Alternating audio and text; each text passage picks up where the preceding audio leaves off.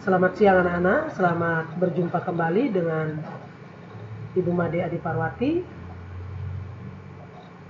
Dalam pembelajaran online saat ini, saya pastikan kalian semua dalam keadaan sehat dan juga salam hormat dari saya untuk orang tua yang sementara mendampingi putra-putrinya dalam pembelajaran online saat ini. Baik anak-anak, pada hari Selasa lalu kalian sudah membahas soal bersama Ibu Lisna Langi dari soal nomor 1 sampai dengan 35, dan saya akan membahas soal dari nomor 36 sampai dengan 70. Namun sebelum kita melanjutkan lebih jauh, mari kita mengawalinya dengan berdoa. Saya akan pimpin doa ini menurut agama dan kepercayaan saya, yaitu Kristen Protestan. Mari kita berdoa.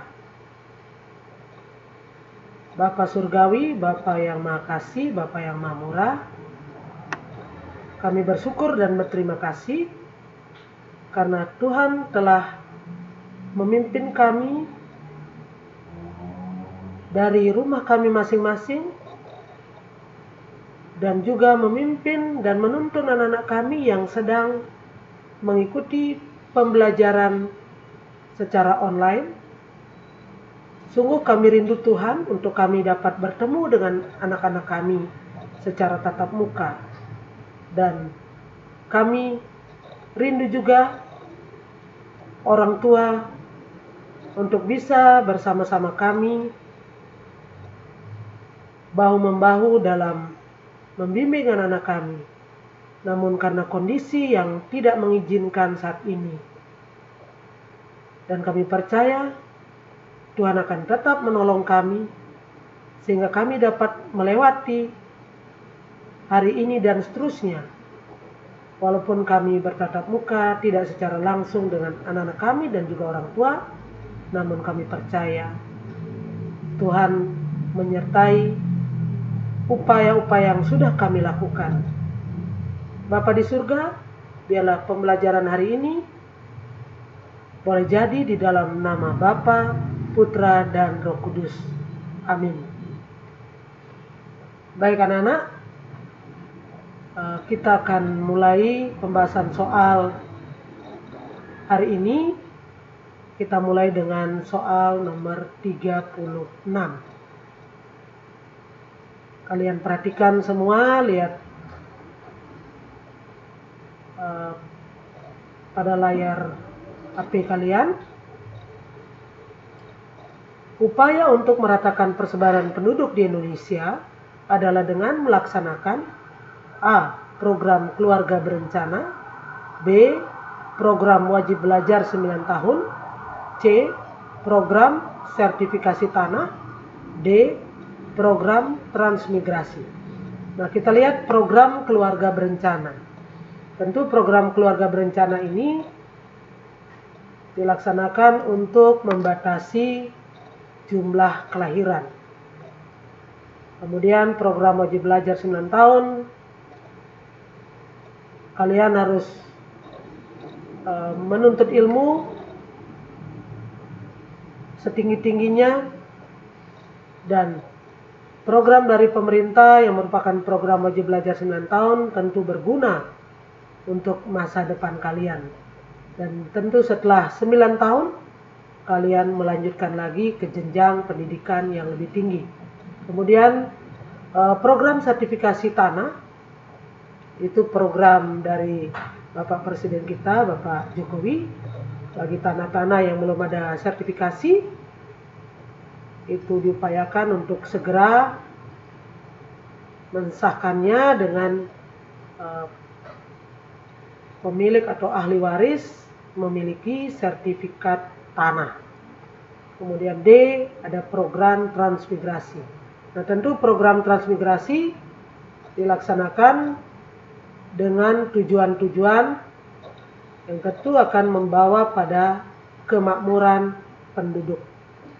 Kita lanjut soal nomor 37.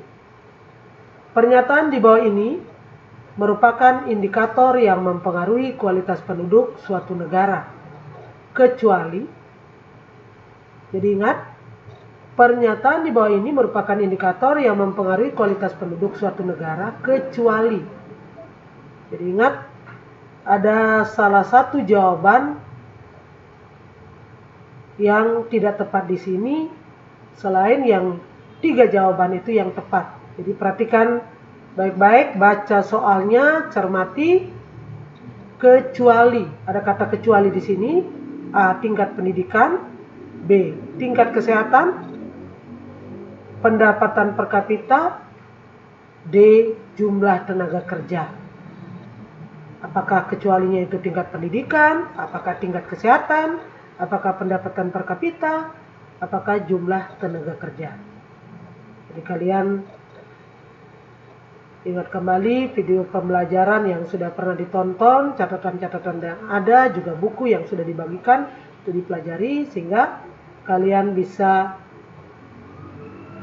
mencermati atau memahami indikator yang mempengaruhi kualitas penduduk suatu negara, kecuali titik. Kita lanjut soal nomor 38. 4 negara di dunia yang memiliki jumlah penduduk terbesar secara berurutan adalah A. India, China, Indonesia, Amerika Serikat. B. China, India, Amerika Serikat, Indonesia. C. India, Amerika Serikat, India, Indonesia. D. China, Amerika Serikat, Indonesia, India. Nah, pilih salah satu yang mana yang paling tepat, yang termasuk 4 negara di dunia yang memiliki jumlah penduduk terbesar. Yang jelas, ini semua memiliki jumlah termasuk dalam negara yang memiliki jumlah penduduk terbesar. Tetapi yang diminta adalah secara berurutan. Jadi diurutkan dari yang paling besar, kemudian sampai pada paling kecil, atau sampai yang terkecil. Kita lanjutkan soal nomor 39. Tingkat pendidikan masyarakat Indonesia relatif rendah. Kondisi tersebut menyebabkan sebagian besar penduduk Indonesia bekerja di sektor A. Jasa, B. Industri, C. Pertanian, D. Pertambangan. Nah, jika tingkat pendidikan masyarakat Indonesia relatif rendah, nah kondisi yang menyebabkan sebagian besar penduduk Indonesia bekerja di sektor titik.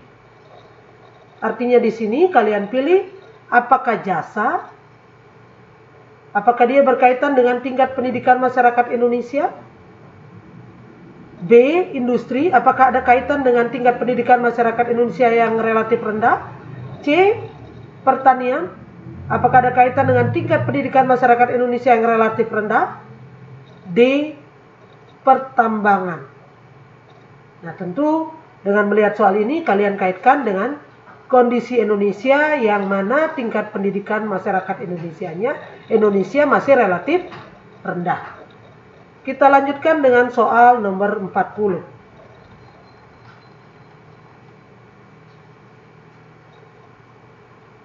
Pernyataan di bawah ini yang tidak termasuk upaya perbaikan kondisi kesehatan penduduk di Indonesia adalah A. Penyusunan aturan larangan migrasi penduduk.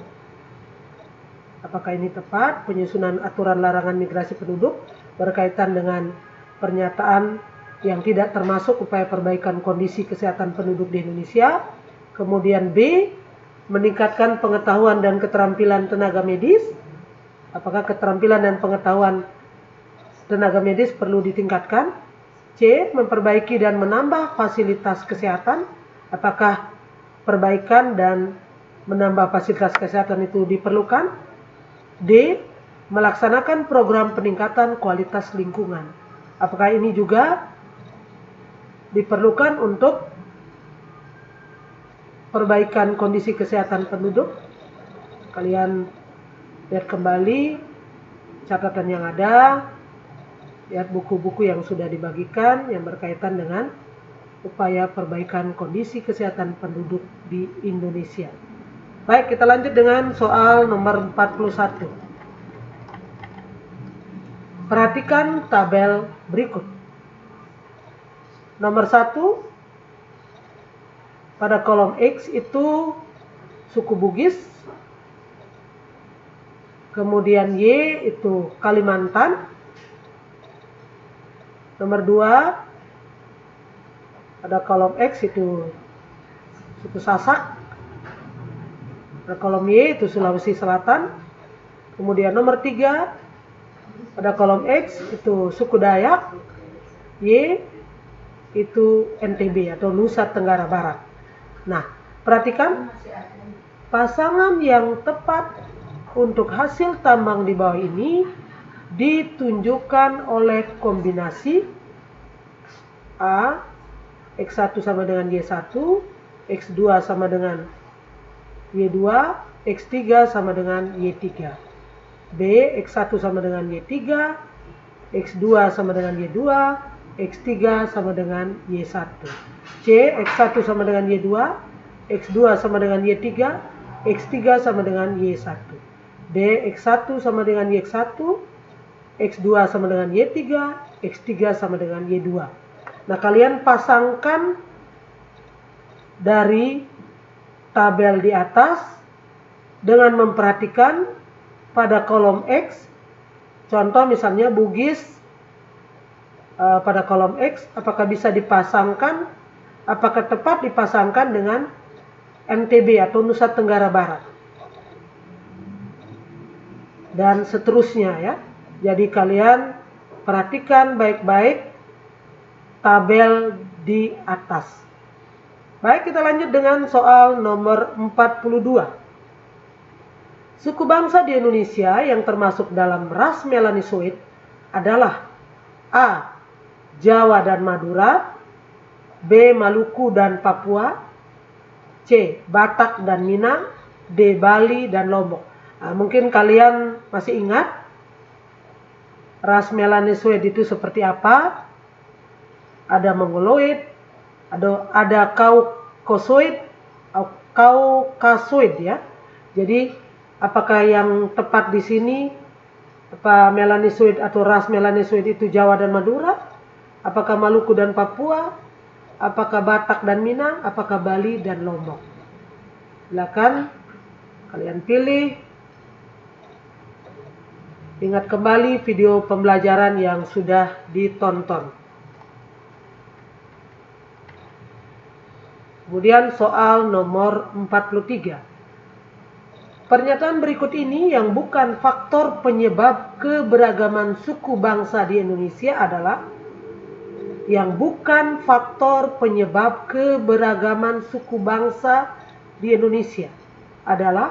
A, kondisi negara kepulauan, B, letak Indonesia yang strategis, C, persamaan kondisi alam, D, keadaan transportasi dan komunikasi. Ingat, bukan faktor penyebab keberagaman suku bangsa di Indonesia. Apakah kondisi negara kepulauan, atau letak Indonesia yang strategis, atau persamaan kondisi alam, atau D, keadaan transportasi dan komunikasi. Jadi silakan anak-anak pilih, dan tentu kalian tahu menjawab karena materi ini sudah pernah diajarkan. Nah, kita lihat soal nomor 44. Lihat gambar. Gambar di samping adalah A, Tongkonan rumah adat Toraja. Jadi Tongkonan itu adalah rumah adat Toraja. B, Joglo rumah adat Jawa. C, rumah Gadang rumah adat Minangkabau. D, rumah Betang rumah adat Kalimantan Tengah. Dari mana misalnya Tongkonan itu Toraja? Apakah tepat dengan gambar di sebelah kiri atau di samping? Apakah joglo, rumah adat Jawa? Apakah rumah gadang yang merupakan rumah adat Minangkabau? Ataukah rumah betang adalah rumah adat Kalimantan Tengah? Jadi gambarnya disimak, dilihat baik-baik sehingga tidak salah dalam menentukan jawaban yang paling tepat dari pertanyaan yang diberikan pada soal nomor 44. Kita lanjut dengan soal nomor 45. Perhatikan nama tarian daerah berikut ini. 1 Seodati, 2 Cerana, 3 Bondan, 4 Likurai, 5 Pendet, 6 Lego-Lego, 7 Cakalele, 8 Tortor, 9 Kataga. Nah, tarian daerah di atas yang berasal dari Nusa Tenggara Timur antara lain. Jadi ingat ini tarian yang berasal dari Nusa Tenggara Timur. Pasti anak-anak tidak akan salah dalam menjawab, karena ini merupakan tarian yang berasal dari Nusa Tenggara Timur. Jadi pilih apakah Seodati, Cerana, Bondan, Likurai, Pendet, Lego-Lego, Cakalele, Tortor, atau Kataga ya. Jadi yang 9 ini Kataga. Kita lanjut dengan soal nomor 46. Setiap budaya daerah di Indonesia merupakan warisan leluhur yang memiliki nilai-nilai filosofi. Dengan demikian, kita harus menjaga kelestariannya agar A. Nilai-nilai luhur bangsa tidak luntur. B. Kehidupan sosial masyarakat teratur. C. Persatuan dan kesatuan bangsa terjaga. D. Bangsa Indonesia unggul secara internasional. Nah, perhatikan anak-anak, kalau setiap budaya daerah di Indonesia yang tentunya merupakan warisan dari leluhur kita dan memiliki nilai-nilai filosofi. Berkaitan dengan nilai-nilai itu, tentu kita harus menjaga kelestariannya. Mengapa kita harus menjaga kelestariannya? Tentu ada alasan-alasan yang mendasari sehingga kita harus menjaga kelestarian budaya daerah di Indonesia yang merupakan warisan dari leluhur kita. Apakah A. Nilai-nilai luhur bangsa tidak luntur? B. Kehidupan sosial masyarakat teratur? C. Persatuan dan kesatuan bangsa terjaga? D. Bangsa Indonesia unggul secara internasional. Saya yakin kalian bisa menjawab dengan tepat dari soal nomor 46. Baik, kita akan lanjutkan soal nomor 47. Ya, perhatikan gambar. Gambar di samping menunjukkan alat tradisional, yaitu senjata yang bernama A. Celurit dari Jawa Timur. B. Sundu adalah pisau dari NTT. C. Kerisi Sampari dari NTB. D. Badik dari Sulawesi Selatan. Jadi lihat baik-baik gambarnya. Dan tentu ini bukan baru pertama kali kalian lihat, sudah diajarkan dan sudah diberikan materinya melalui video pembelajaran. Apakah celurit dari Jawa Timur, apakah sundu yang pisau dari NTT, apakah kerisi Sampari dari NTB, apakah badik dari Sulawesi Selatan.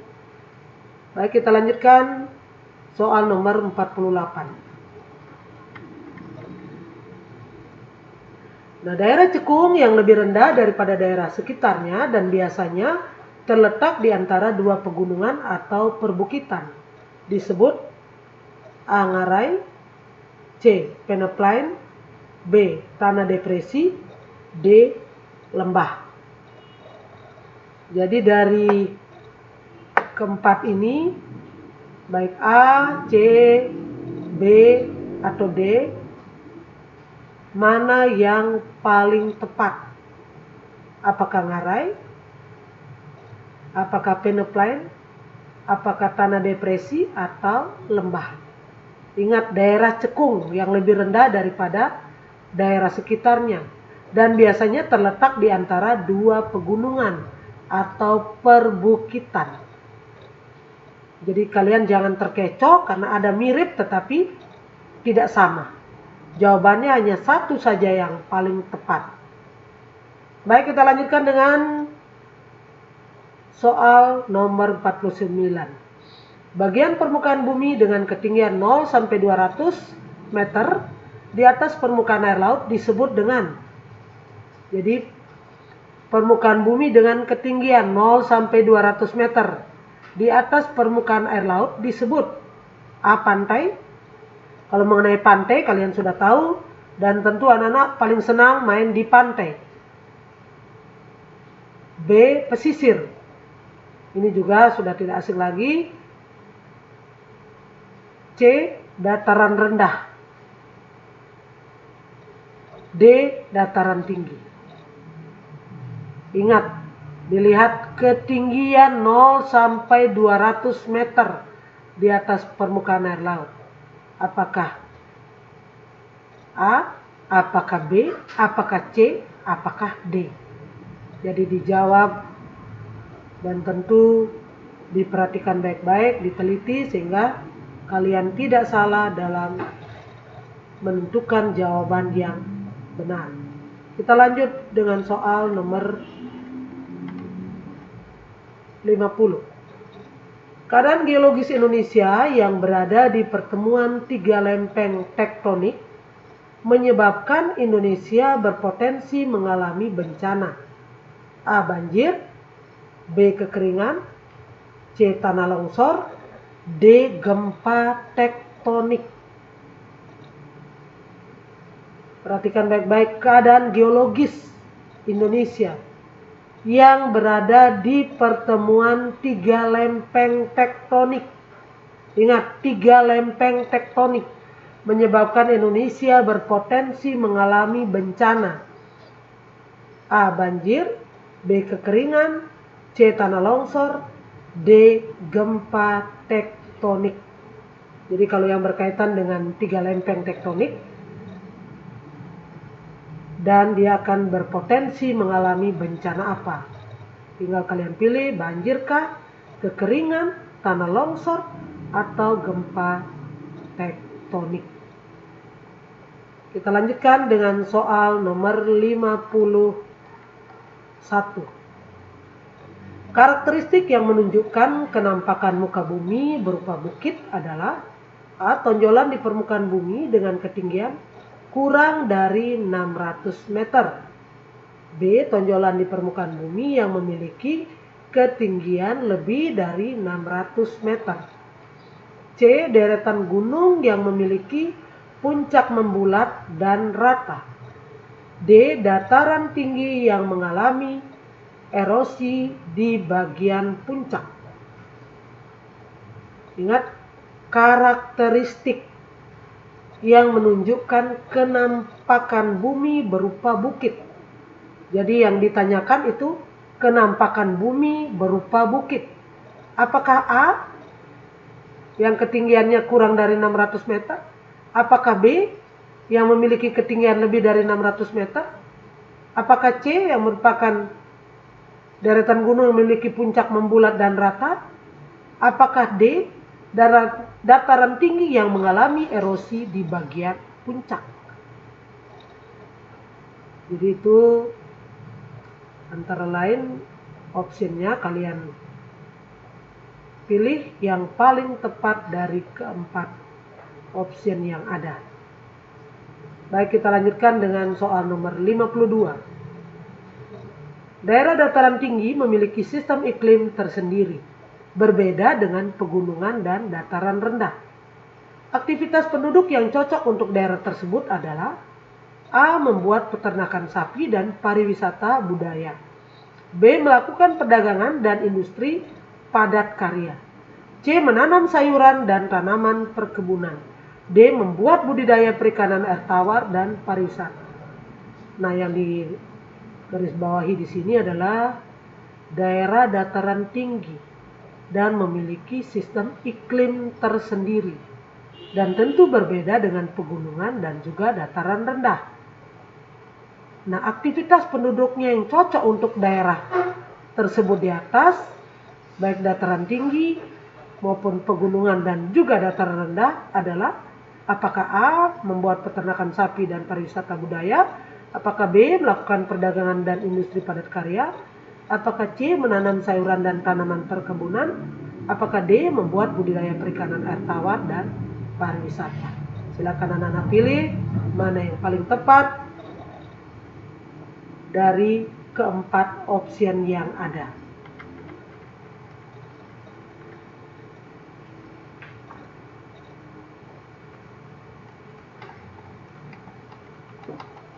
Ya, kita lihat soal nomor 53, perwujudan tenaga endogen. Nah, tentu tenaga endogen itu tenaga yang berasal dari dalam bumi. Pilihannya A. Seisme, sedimentasi, erosi. B. Tektonisme, vulkanisme, seisme. C. Vulkanisme, pelapukan, denudasi. D. Pelapukan, erosi, sedimentasi. Nah, seperti kalian ketahui bahwa tektonisme itu adalah proses yang terjadi akibat pergerakan, pengaruh, lipatan, dan patahan pada struktur tanah di suatu daerah.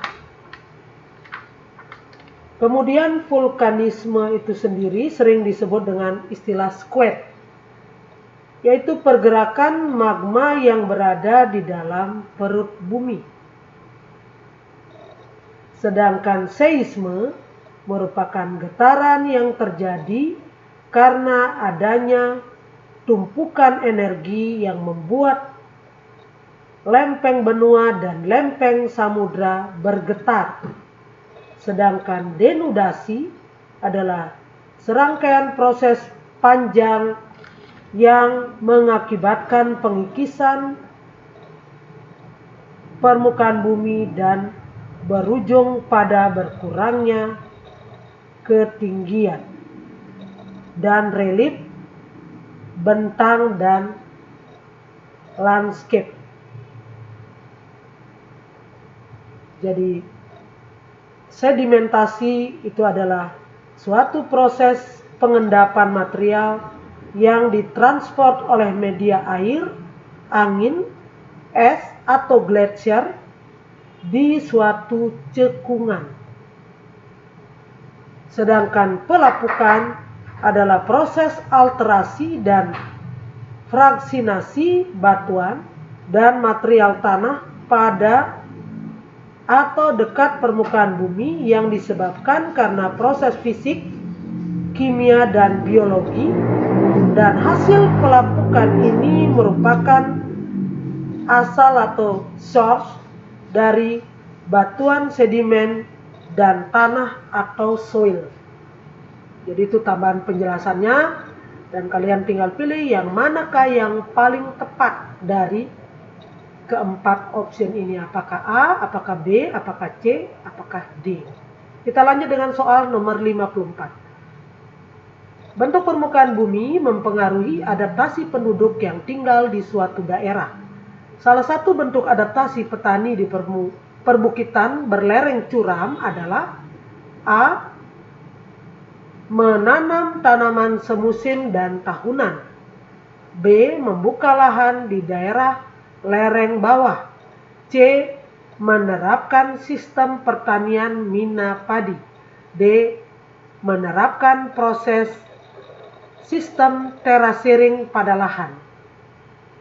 Jadi ingat, bentuk permukaan bumi yang mempengaruhi adaptasi penduduk yang tinggal di suatu daerah. Nah, contohnya misalnya adaptasi penduduk yaitu petani di perbukitan berlereng curam. Nah, kalau di perbukitan tentu berlereng curam, yang tepat itu apakah dia menanam tanaman semusim dan tahunan, apakah membuka lahan di daerah lereng bawah, apakah menerapkan sistem pertanian mina padi, apakah menerapkan proses sistem terasering pada lahan. Baik, kita lanjut kepada soal nomor 55.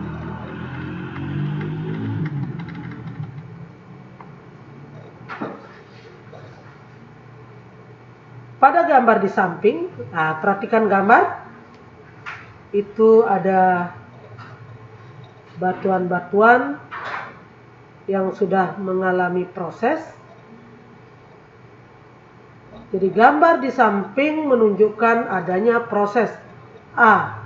Erosi, B. Denudasi, C. Sedimentasi, D. Pelapukan. Tadi saya sudah sampaikan kalau erosi itu apa, denudasi juga apa, sedimentasi itu apa, dan juga pelapukan.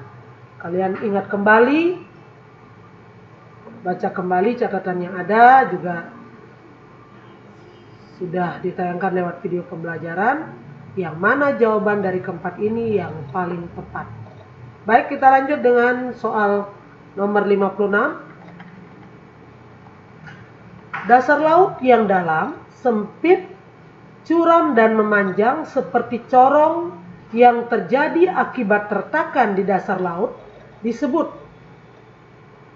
A. Ambang laut, B. Lubuk laut, C. Palung laut, D. Punggung laut. Jadi apakah dasar laut yang dalam, sempit, curam dan memanjang seperti corong yang terjadi akibat retakan di dasar laut disebut A. Ambang laut, kemudian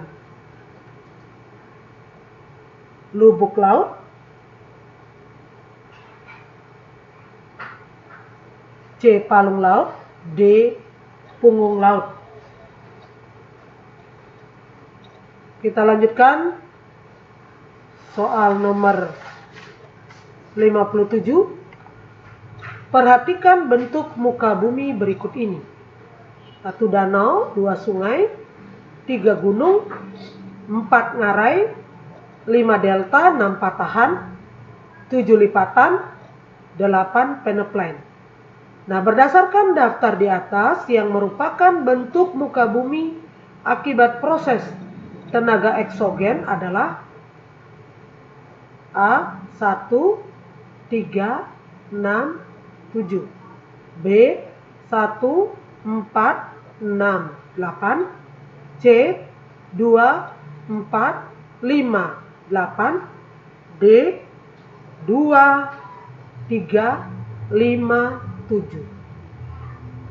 Dari keempat opsi ini, yang manakah yang paling tepat berkaitan dengan bentuk muka bumi yang terjadi akibat proses tenaga eksogen?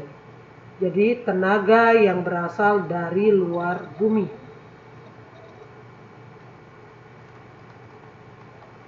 Kita lanjutkan soal nomor 58. Pada waktu bertiup angin muson barat, posisi matahari berada di A. Khatulistiwa, B. Belahan bumi selatan, C. Belahan bumi utara, D. Wilayah kutub. Jadi kalian sudah belajar mengenai angin muson barat dan angin muson timur, juga dengan posisi matahari. Apakah A. Khatulistiwa, B. Belahan bumi selatan? Apakah C. Belahan bumi utara? Apakah D. Wilayah kutub? Ingat, bertiup angin muson barat. Posisi matahari berada di titik-titik-titik. Jadi kalian pilih yang mana yang paling tepat dari keempat option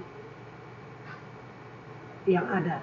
Kita lanjut dengan soal nomor 59. Pada bulan April sampai Oktober, di atas kepulauan Indonesia berhembus angin. Ingat, April hingga Oktober. Di atas kepulauan Indonesia berhembus angin titik-titik-titik. A. Pasat Tenggara. B. Muson Barat. C. Muson Timur. D. Pasat Timur. Anak-anak perlu ingat bahwa angin muson barat itu membawa uap air yang banyak sehingga menghasilkan hujan. Sedangkan angin muson timur membawa uap air sedikit dan akan mengakibatkan musim kemarau. Jadi dengan pernyataan di atas, manakah yang paling tepat pada bulan April Oktober?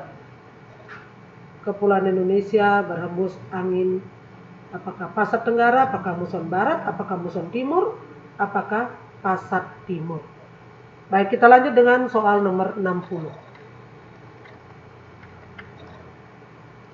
Berikut ini merupakan ciri-ciri iklim tropis. Kecuali, jadi ada kata kecuali. A. Memiliki curah hujan yang tinggi. B. Kelembaban udara cukup tinggi. C. Suhu udara rata-rata sangat rendah. D. Menerima penyinaran matahari sepanjang tahun.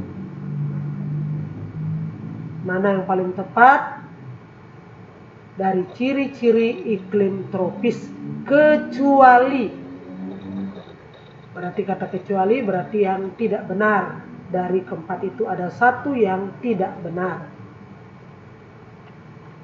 Perhatikan baik-baik, cermati soalnya supaya jangan salah dalam menentukan pilihan atau jawaban. Kita lanjut dengan soal nomor 61. Faktor yang menyebabkan Indonesia memiliki iklim laut adalah A. Terletak di garis khatulistiwa. B. Berupa negara kepulauan. C. Dilalui 3 lempeng benua. D. Terletak di antara 2 benua dan 2 samudra. Jadi, apakah karena terletak di garis khatulistiwa sehingga Indonesia memiliki iklim laut? Apakah berupa negara kepulauan? Apakah dilalui 3 lempeng benua?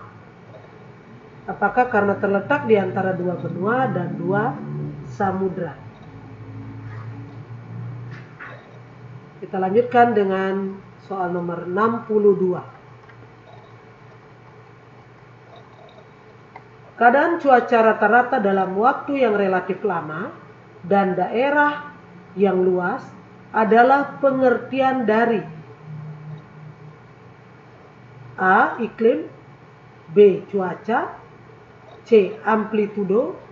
D. Suhu udara. Keadaan cuaca rata-rata dalam waktu yang relatif lama dan daerah yang luas. Ingat, waktunya relatif lama dan daerahnya luas.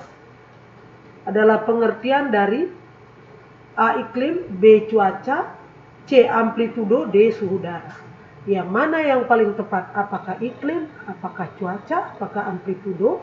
Apakah suhu udara? Ingat kembali materi yang sudah disampaikan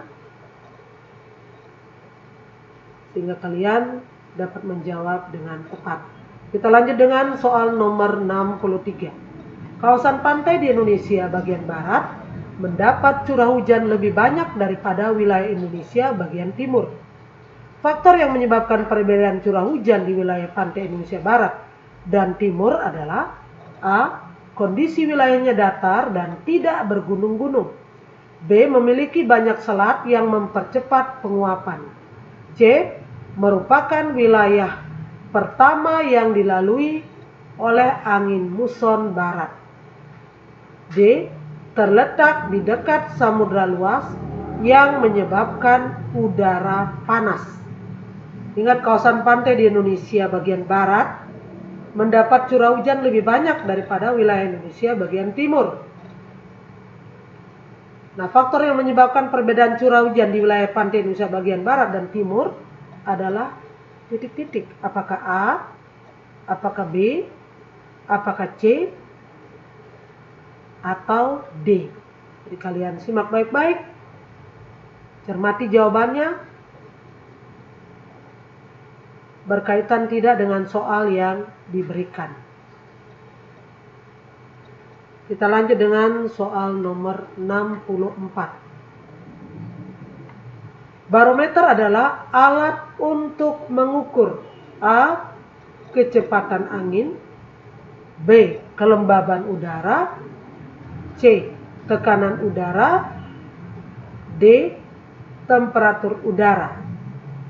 Barometer adalah alat untuk mengukur A. Kecepatan angin, B. Kelembaban udara, C. Tekanan udara, D. Temperatur udara. Kita lanjutkan dengan soal 65. Perbedaan cuaca dan iklim terletak pada A. Waktu dan tempatnya, B. Unsur pembentuknya, C. Alat yang digunakan, D. Pengaruhnya terhadap manusia. Jadi ingat, perbedaan cuaca dan iklim terletak pada, kalau cuaca apa, iklim apa, waktunya seperti apa. Nah, kalau kalian mengerti definisi masing-masing, Ibu yakin kalian bisa menjawab soal nomor 65 dengan tidak bingung, karena option A, B, C, dan D sangat jelas mana jawabannya yang paling tepat. Baik, kita lanjut dengan soal nomor 66. Garis batas yang memisahkan daerah fauna asiatis dengan fauna peralihan adalah garis A. Wallace atau Wallace, B. Ledecker, C. Weber, D. Ekuator. Garis batas yang memisahkan daerah fauna asiatis dengan fauna peralihan adalah garis A. Wallace, B. Ledecker, C. Weber, D. Ekuator. Jadi tentu ada satu yang paling tepat. Kalau option D itu tentu berkaitan dengan garis lintang 0 derajat, yaitu garis khatulistiwa. Nah, sekarang kalian tinggal lihat apakah A, B, atau C. Kita lanjutkan dengan soal nomor 67. Daftar nama fauna yang ada di Indonesia. 1 cendana, 2 rafflesia, 3 matoa, 4 rotan, 5 eukaliptus, 6 kantong semar, 7 cengkeh, 8 kayu meranti. Berdasarkan daftar di atas, yang termasuk jenis flora asiatis adalah nomor. Ingat, flora asiatis adalah nomor A 1, 3, 5, dan 7, B 1, 4, 5, dan 8, C 2, 4, 6, dan 8, D 2, 3, 6, dan 7.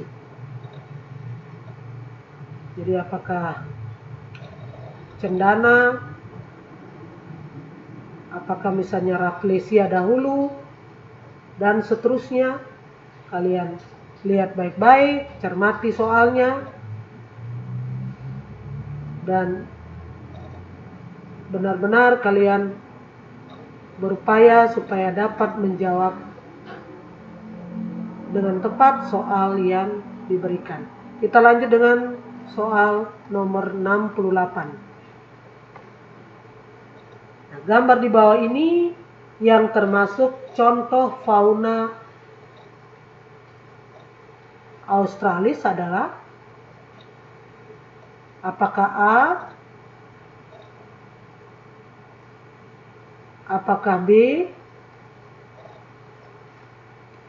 apakah C, apakah D? Nah, tentu kalau lihat gambar kalian sudah tahu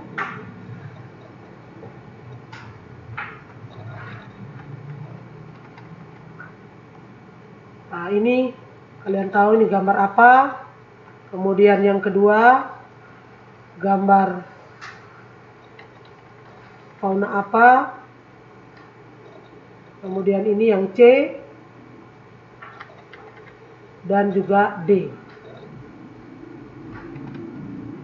Mana yang kalian pilih? Yang tentu paling tepat dengan gambar di bawah ini yang termasuk contoh fauna Australis.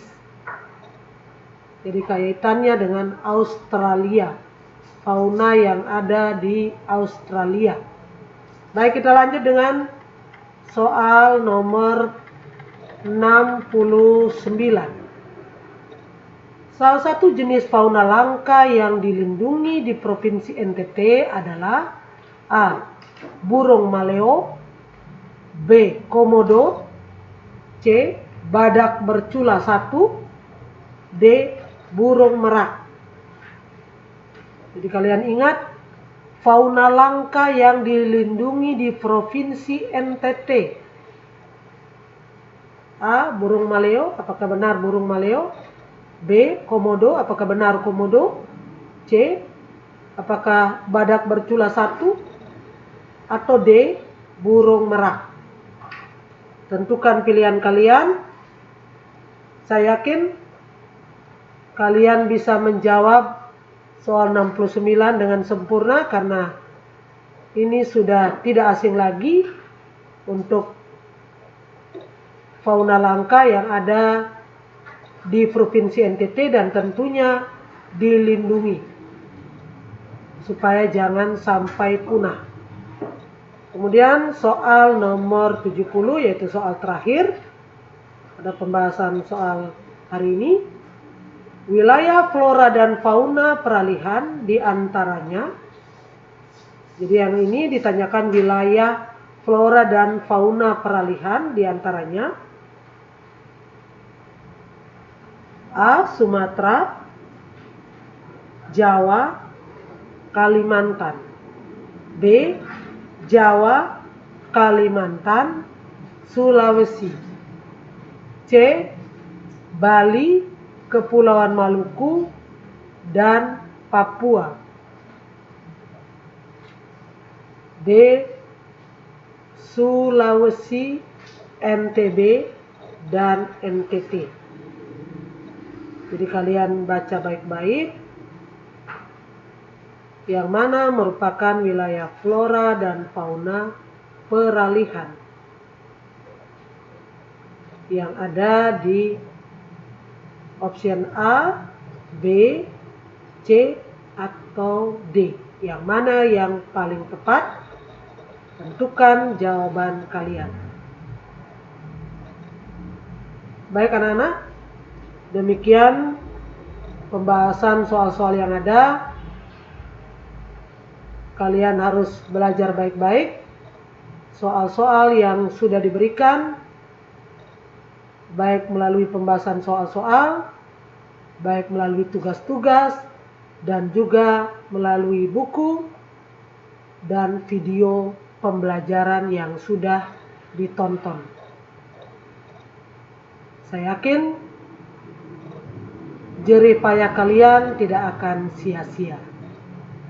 Baik anak-anak, mengakhiri pembahasan soal pada hari ini, mari kita sekali lagi berdoa untuk mengucap syukur kepada Tuhan.